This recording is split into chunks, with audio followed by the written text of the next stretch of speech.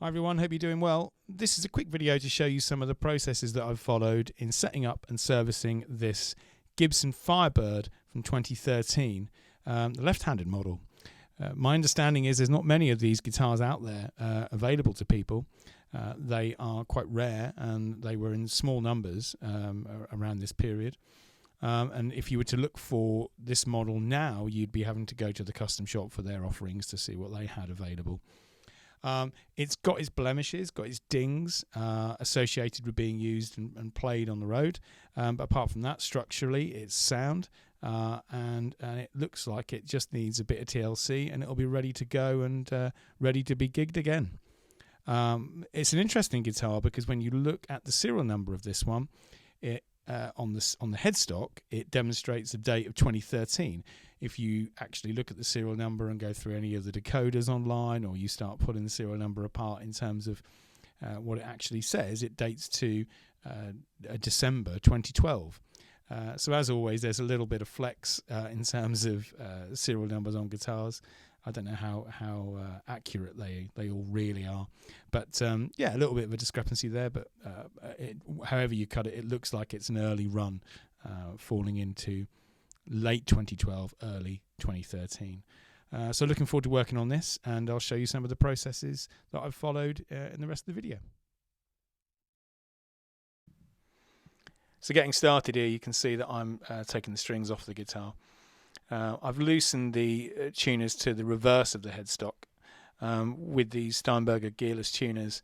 By loosening the mechanism at the reverse of the headstock, you raise the peg head, and you can then loosen the part of the mechanism that's at the front of the headstock to pull the string free.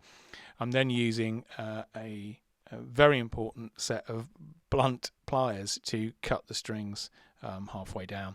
I'm doing that on purpose, really, just to make sure that when I pull the strings, try to pull the strings through the tailpiece, they don't get caught up with the gnarly part that's been sort of caught in the machine head.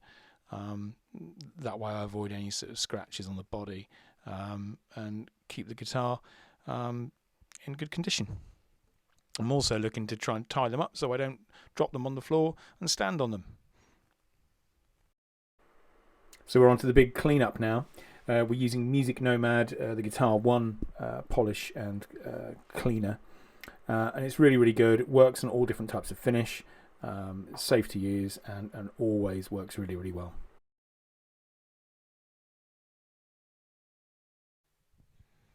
I had checked the neck relief earlier under string tension and in the playing position, but with the strings off I took the opportunity to take another look, and this confirmed what I thought. There is a little bit too much of a bow in the neck, so I need to tighten the truss rod a little bit, and I'll do that again later with the string tension applied.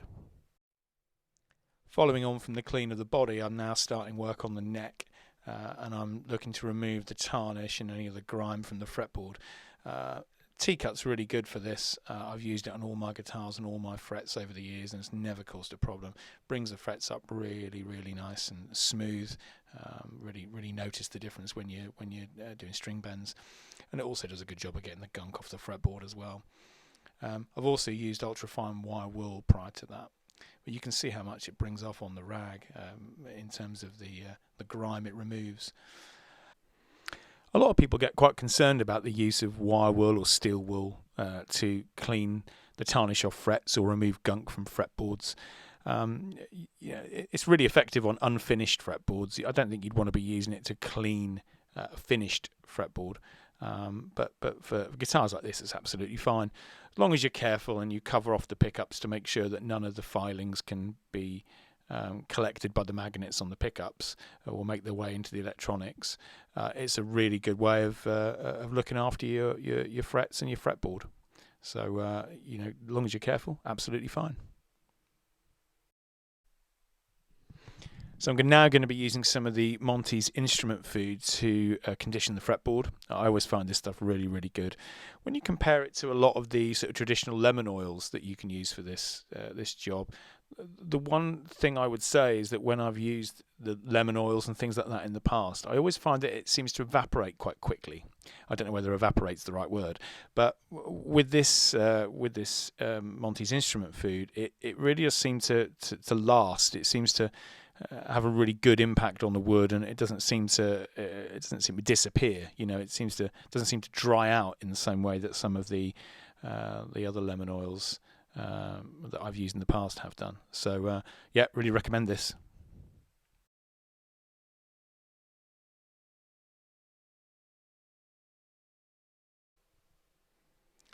So it's time to get the strings back on the guitar now, and using these Steinberger gearless tuners, if you haven't used them before, it can be quite daunting or confusing as to how you go about it. As you can see here, you thread the string through the eyelet and you tighten the mechanism at the front of the headstock. What that does is it locks the string in place, so it can't go anywhere now. No more than finger tight really, you don't need to do it too tight. Now in this clip I'm putting each string through, but if you were doing it individually, you would string it through just like I have done, and then you would go to the reverse of the headstock and you would tighten the mechanism at the back.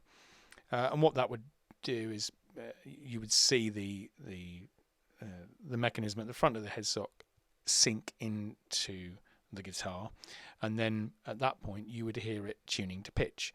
So once you've done that initial locking in at the front, you don't really need to do any more that side of the guitar other than trim the excess. And if you've done it finger tight, you don't need a great deal of excess left hanging over, so you can cut it short, but I always leave just a little bit of extra string just in case. There's a lot of discussion around which tuners are the best and which are the most reliable.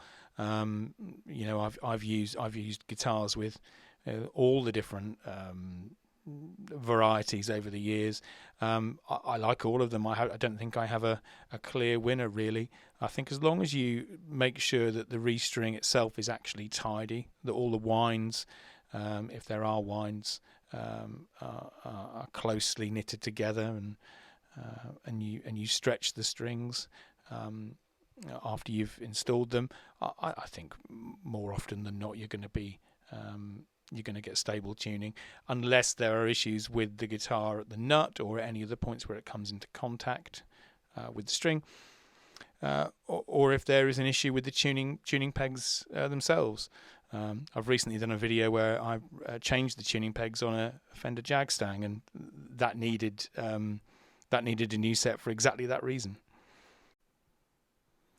With the Steinberger gearless tuners which are on this guitar, we don't have to worry about any tying off of the strings at the peg head or any knotting to support the tuning stability. The mechanism of the tuners themselves will take care of that for us. Some guitar techs and guitarists generally will be quite keen on having a knotting system on some of the more traditional styles of tuners. Having said that, I've always found it to be very difficult to remove the knots from the strings at the peg head when I want to change strings, especially if I'm on a dark stage. So as long as the winds are tidy around the peg head, I find that does a really good job of maintaining tuning stability on the guitar.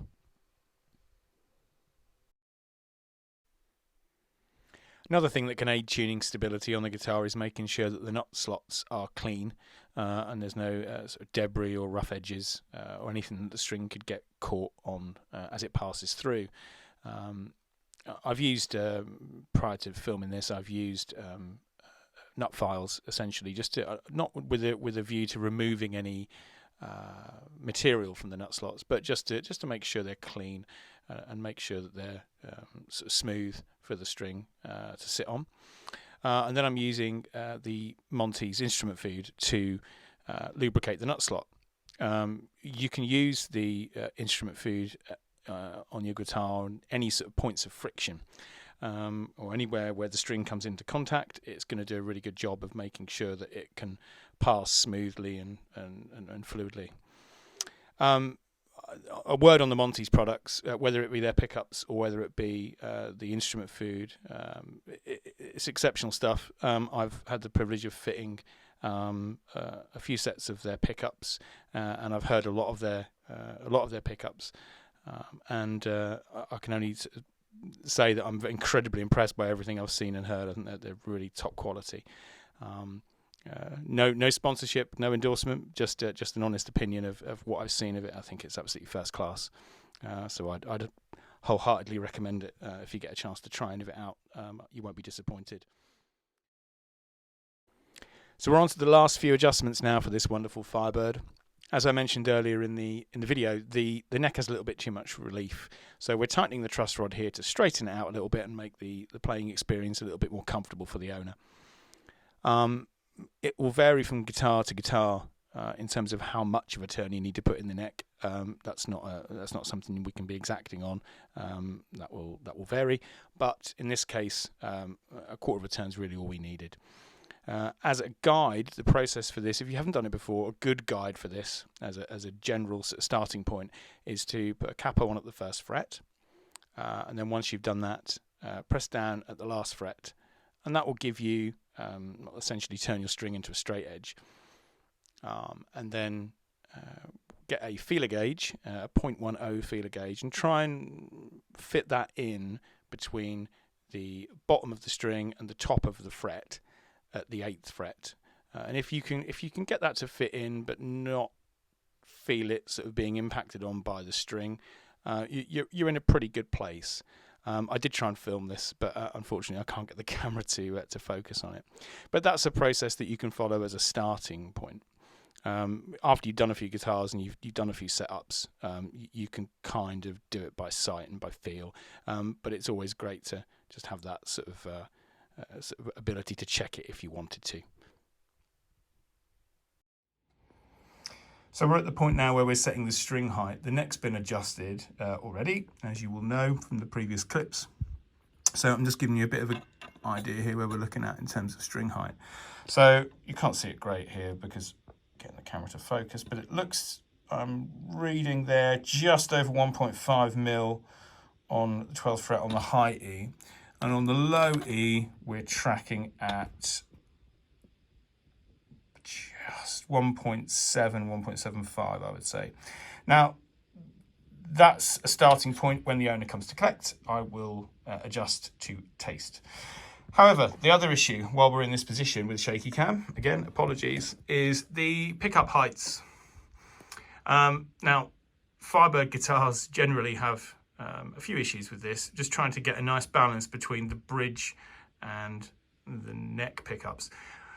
What people often find is that if you have the neck pickup too close, you're getting sort of wolf notes, and you're almost losing definition. But then as you drop it off, the pickup sounds too thin, too weedy, too weak in comparison to the neck pickup. So it's really tricky to kind of find that balance, and it's amazing how just a few turns of the screwdriver can really make a big difference here. I've got these balanced here. I've not gone through this with you on camera, but I've got these balanced here as best I can. I've done it by ear, making sure that I'm not getting any